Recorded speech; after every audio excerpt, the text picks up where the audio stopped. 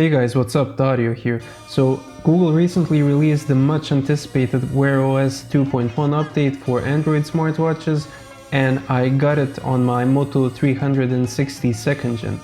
Simplification and personalization are the two words that can easily summarize this update.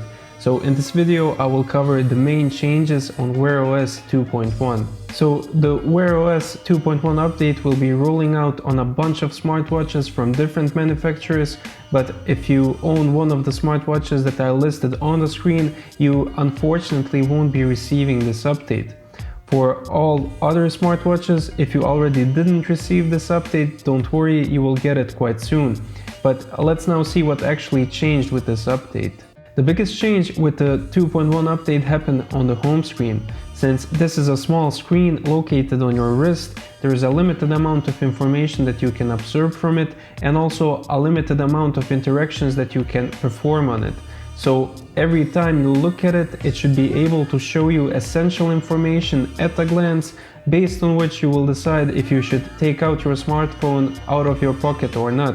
So now Google has finally put some thought in that and has made the home screen experience much more useful than it used to be. So now a swipe on each side of the home screen will open a shortcut. By swiping left, you will now have access to Google Fit. By swiping up, you will access your notifications, and a quick swipe action to the right will open Google Assistant.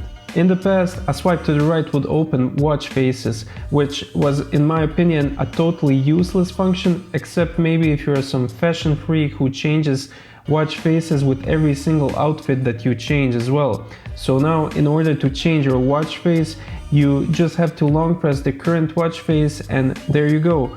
Makes much more sense now. As already said, the swipe down action opens quick toggles. The quick toggles offer you now much more options than in the past. So now from here you can access your power saver. You can also make your phone ring in case you misplaced it somewhere, turn off the screen, turn on the do not disturb mode, and finally, without digging through the settings, you can also now toggle airplane mode. But in the case that you still want to access your settings, there is also an option for that as well. You can also see here your battery charge and Bluetooth connection status. Unfortunately, you don't have an option to change these quick toggles or to rearrange them, but still, I think you have here everything that you would need.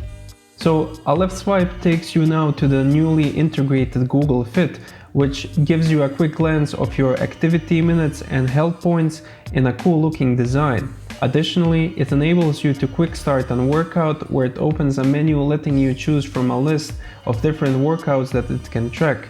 And trust me here that there's quite some workouts to choose from, everything ranging from cricket, skiing, yoga, and etc. By clicking on the Google Fit face, it will open more details about your activities and workouts. So you will have an overview of your steps, calories burned, walking distance, and the abilities to start your heart measurement. The only downside here is that in case you're not really into doing exercises and sports, this screen might be completely irrelevant for you. So it would be cool if Google enabled us to actually remap this swipe left action to something else depending from our needs. By swiping up, you will access your notifications. So now the way how the notifications are displayed and the actions that you can perform directly on the notifications has completely changed, but changed in a better way. So now notifications give you much more overview because they are presented in a continuous stream instead of being presented as individual cards. So now scrolling down the notification feed is way more easier and less time consuming, and for example, by clicking on a notification you are offered with some quick actions. So for example, on WhatsApp message, and now finally when you get an email, you can delete it from the quick options without having to access additional settings like you had to do in the past. And in the end of the notification stream, you of course have the clear all function. So by swiping to the right, you can now access the Google Assistant, which will give you a stream of personalized information that are relevant to you in that point of time and in your current context. So now when swiping to the right, you will immediately see the current date and weather information of your current location. And finally, a quick and easy way to access this weather information without having to use a watch face that has a weather widget or having to go to the weather app in the menu, which takes ages to load and to refresh.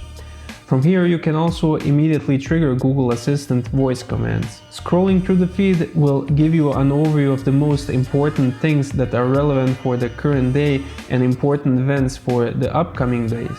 So for example, you will see how long it will take you to get home or to work. You will also see your calendar events, the weather for the next day, for example, and also in the feed you will see your transportation arrangements, like for example flights, trains, and also your online orders, like for example Amazon orders.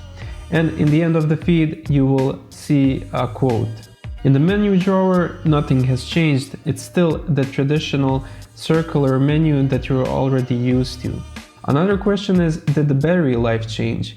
It's difficult for me to say since the Moto 360 2nd gen is already 3 years old and the battery has already lost its capacity, but let's just put it like this, the battery life didn't get any worse.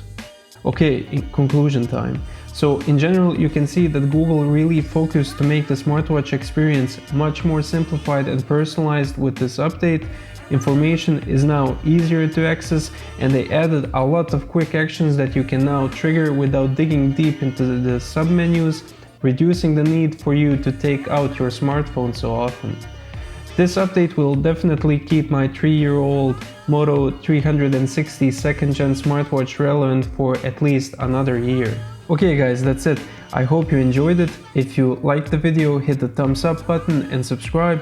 And also do let me know in the comment section below what do you think of this Wear OS update and which smartwatch are you using right now.